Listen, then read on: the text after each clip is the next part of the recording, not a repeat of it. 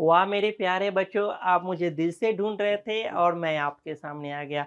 मैं मिथिलेश सर आपको एजुकेशन जी चैनल में स्वागत करता हूँ। आज इस वीडियो में बात करने वाले हैं कि आपको प्लेसमेंट कैसे मिलेगा और आप क्या-क्या करेंगे तो आपको प्लेसमेंट मिलेगा। हाँ, पढ़ाई तो करना ज़रूरी है, उसके साथ में मोस्ट इम्पोर्टेंट ज़रूरी है कि आप जॉब ले लेते हो, स्टडी करते-करते जॉब ले लेते हो, ये बहुत ही ज़रूरी है। Then lights camera action.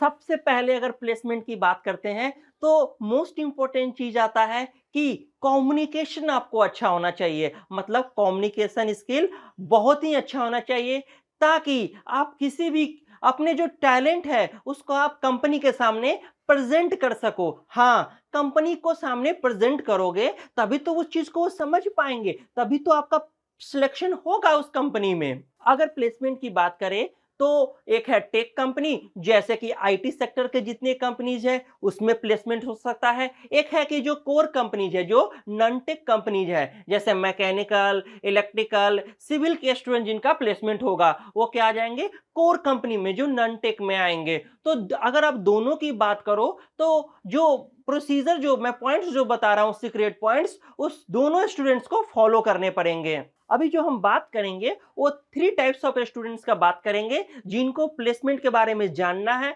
जिनको प्लेसमेंट लेना है। जो फर्स्ट होगा वो ऐसे स्टूडेंट होंगे जिन्होंने अभी एडमिशन नहीं लिया होगा। क्या मतलब 2020 में वो एडमिशन लेना चाहते हैं, उन बच्चों के लिए पहले बात करेंगे। उसके बाद सेकेंड बात करेंगे जो स्टूडेंट ऑलरेडी एडमिशन ले चुके हैं, वो सेकेंड या थर्ड ईयर या फर्स्ट ईयर में स्टूडेंट है। कौन है? जो फर्स्ट या सेकेंड या थर्ड ईयर में स्टूडेंट्स है और एडमिशन ले चुके हैं, वो सेकेंड में बात करेंगे।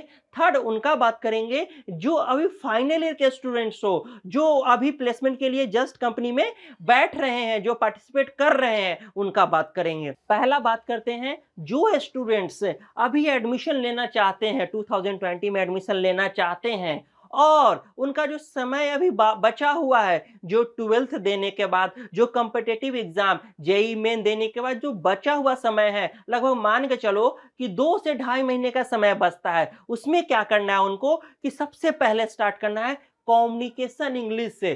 कम्युनिकेशन इंग्लिश, कम्युनिकेशन स्किल उनको इंप्रूव करना है। सेकंड स्टार्ट करना है बात उनको एक कुछ प्रोग्रामिंग लैंग्वेज, जैसे कि सी प्लस प्लस, जावा, एचटीएमएल, पीएचपी, ये सब का बेसिक कुछ कर लो आप। हाँ, ये किन स्टूडेंट्स के लिए है? जो आईटी सेक्टर में, जो आईटी सेक्टर के ब्रांच में एडमिशन लेना चाहते हैं, जैसे computer science, electronics and communication, information technology, ये उन स्टूडेंट्स के लिए है। तो वो क्या करेंगे, अभी बेसिक चीजों को थोड़ा मोड़ा करके जाएंगे ताकि उनको ऐसा फील ना हो कि हम कुछ जानते नहीं हैं। जब आप कॉलेज में जाएंगे तो क्या कर लेना है, थोड़ा सा बेसिक स्टडी करके जाना है। हाँ, अब कुछ स्टूडेंट वैसे होंगे जो कोर ब्रांच में एडमिशन लेंगे, मैकेनिकल, सिविल, इलेक्ट्रिकल में लेंगे, तो उनको क्या करना है, उनको करना है, उनको जो फिजिक्स का चैप्टर है, जो मैकेनिक्स का चैप्टर है, जो मैथ्स के कुछ चैप्टर है जैसे इंटीग्रेशन,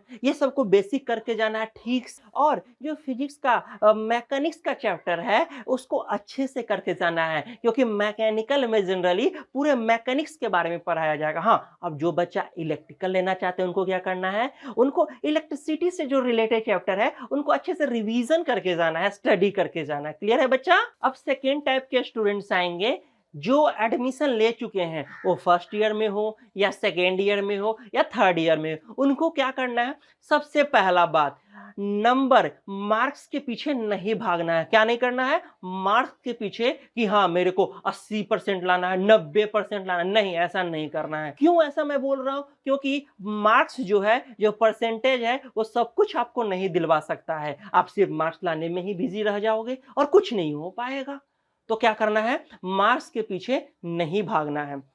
अब बात करते हैं कि सर मार्क्स के पीछे नहीं भागना है तो कितना नंबर लाना पड़ेगा। हाँ, अगर 90% कंपनीज की बात करें प्लेसमेंट के लिए तो वो 60% मतलब जो फर्स्ट डिवीजन डिग्री में हो तो वो अप्लाई कर सकते हैं जॉब के लिए, वो एलिजिबल है जॉब के लिए। कितने परसेंट कंपनीज में? 90%। अब मान लेते हैं कि 10% कुछ कंपनी बचता है तो उनके पीछे नहीं भाग, अरे पहले 90% में तो जॉब ले लो आप, तब देखना 10% का सोचना।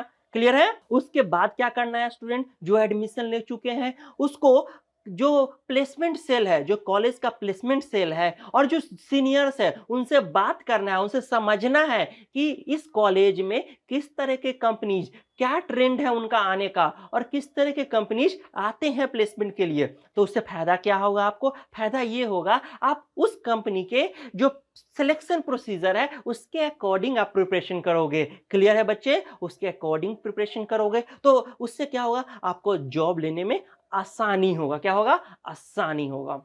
हाँ, जो इंडस्ट्री विजिट होगा, रेगुलर आपका इंडस्ट्री जो विजिट होगा, कॉलेजेस थ्रू ले जाते हैं, कॉलेजेस किसको? कंपनी के पास ले जाते हैं, इंडस्ट्री के पास ले जाते हैं और आपको वहाँ दिखाते हैं, समझाते हैं, बताते हैं काम को कि क्या यहाँ हो रहा है।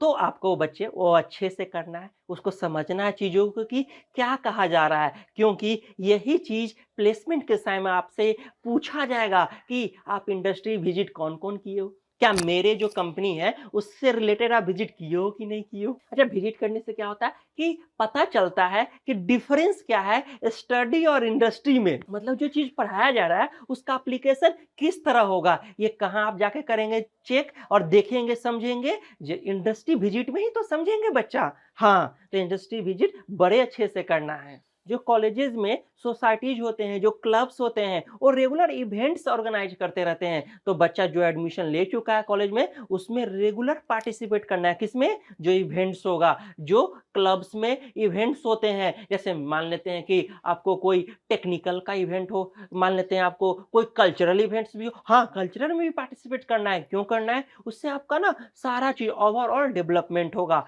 कोई भी कंपनी जब प्लेसमेंट के लिए आती है तो सिर्फ पढ़ाई पढ़ाई नहीं देखती, दिमाग देखती है कि उसको कैसे आप अप्लाई कर रहे हो, एप्लीकेशन कर पा रहे हो कि नहीं कर पा रहे हो, आपकी पढ़ाई का। तो ये सभी चेक करती है।